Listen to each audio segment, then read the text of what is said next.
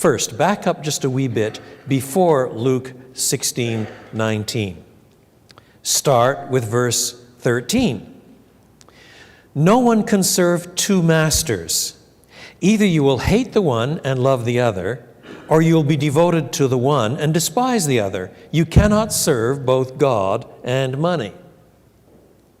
Now, you can have different masters, different lodestars, different lords in your life in different domains. That's quite possible. It's so, for example, as we saw this morning, in polytheism, when you have different gods operating in different domains of your life. And if you have a fractured life, you can do that to some extent today, too, without naming particular false gods. You could have, nevertheless, a huge pull in your life toward this good or toward that desire, toward that wealth, toward some other goal. But when push comes to shove, something always wins. When they're in competition, the question is, what wins?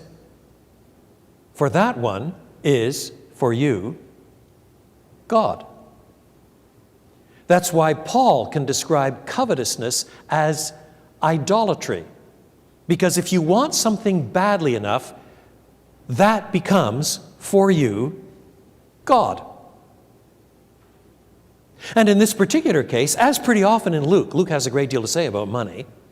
In this particular case, the particular God that may trip us up and demand our wildest allegiance is money. You cannot serve both God and money. When push comes to shove, you love one more than the other. The problem with money is that it so easily becomes a master. What we pursue, we serve, the measure by which we judge others, the measure of our own success.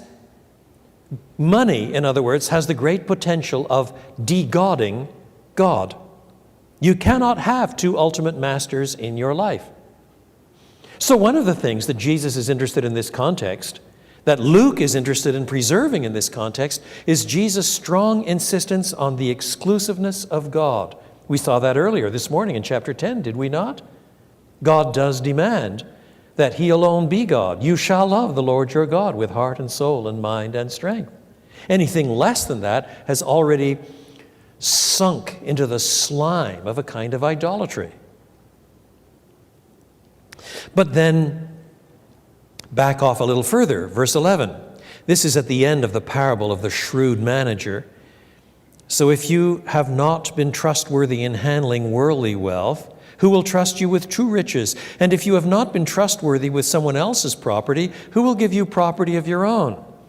Now, the whole context is challenging, but the least that is being said is something like this. If God, who is the author of every good gift, gives you some material blessings, and you think of them not in terms of stewardship, but in terms of what you own and master, what you must improve for your own assets and that sort of thing. If you can't treat these things entrusted to you with responsibility and integrity, with a God-centeredness, then why on earth should God give you anything else?